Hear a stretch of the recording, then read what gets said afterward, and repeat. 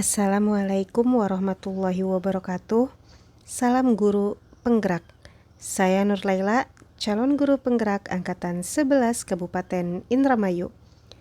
Saat ini saya akan memaparkan demonstrasi kontekstual modul 2.1 mengenai RPP berdiferensiasi. Selamat menyaksikan.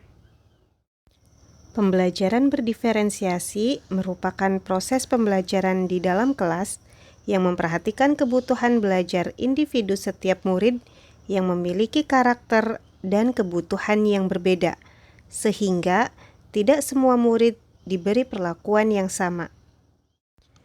Terdapat 3 tahapan pembelajaran berdiferensiasi. Yang pertama, mengidentifikasi kebutuhan murid. Yang kedua, membuat strategi pembelajaran berdiferensiasi, dan yang ketiga, asesmen atau penilaian. Saya akan menjabarkannya satu persatu. Tahapan yang pertama yaitu mengidentifikasi kebutuhan murid. Mengidentifikasi kebutuhan murid itu terdiri dari 3 hal. Yang pertama, mengidentifikasi kesiapan belajar murid. Yang kedua, mengidentifikasi minat murid. Dan yang ketiga, mengidentifikasi profil belajar murid. Kesiapan belajar murid artinya guru menyiapkan model pembelajaran inquiry dan menyiapkan media pembelajaran berupa gambar, audio, video, ataupun lingkungan sekitar.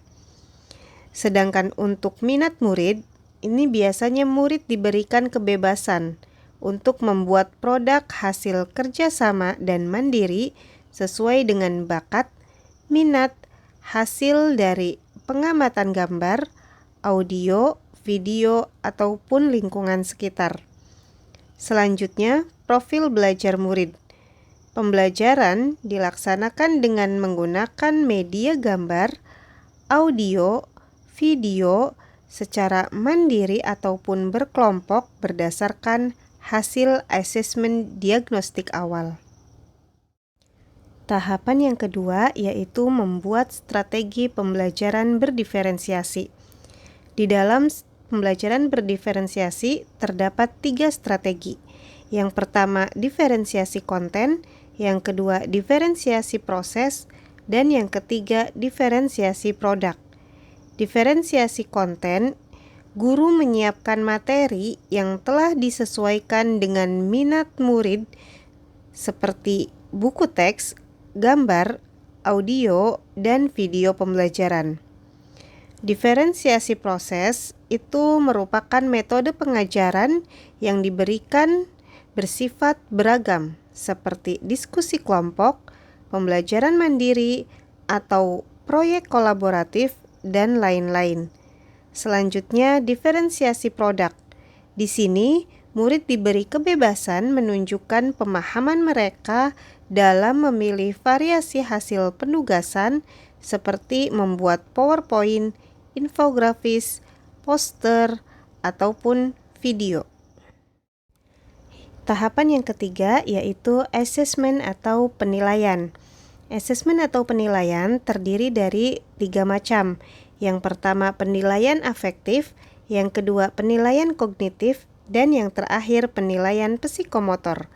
Penilaian afektif itu merupakan proses evaluasi yang dilakukan untuk mengukur sikap seseorang dalam merespon suatu situasi atau stimulus. Guru dapat menggunakan lembar observasi untuk melakukan penilaian afektif secara mandiri atau dengan bantuan kelompok. Selanjutnya, penilaian kognitif merupakan proses evaluasi terhadap kemampuan berpikir dan pemahaman seseorang dalam konteks yang diberikan oleh guru. Penilaian kognitif dilakukan melalui pembuatan format laporan hasil percobaan oleh guru. Selanjutnya, penilaian psikomotor. Proses di mana guru mengidentifikasi tingkat keberhasilan murid dalam melakukan percobaan yang melibatkan keterampilan fisik dan gerak tubuh. Asesmen atau penilaian itu sendiri dilaksanakan dalam 3 tahapan. Yang pertama, assessment as learning. yang kedua assessment for learning, dan yang ketiga assessment of learning. Assessment as learning yaitu assessment awal sebagai proses pembelajaran bertujuan untuk merefleksi proses pembelajaran. Contohnya penilaian diri ataupun penilaian antar teman. Selanjutnya assessment for learning yaitu assessment sebagai proses pembelajaran bertujuan memperbaiki pembelajaran dapat dilakukan dalam format penilaian formatif sekaligus penilaian sumatif.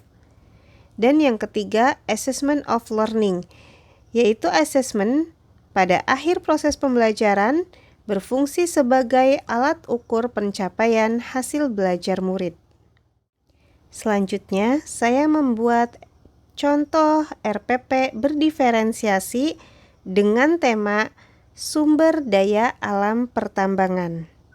Selamat menyaksikan.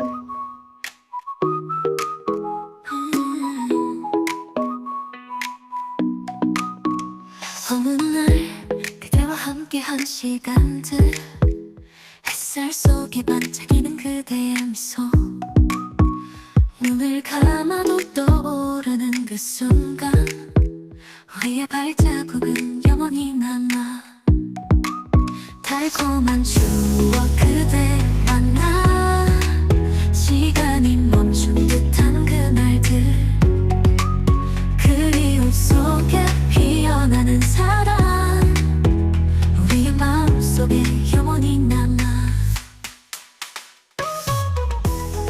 Sekian yang dapat saya sampaikan. Mohon maaf banyak salah-salah kata. Terima kasih. Terus dukung saya dengan cara klik subscribe dan aktifkan tombol loncengnya. Wassalamualaikum warahmatullahi wabarakatuh.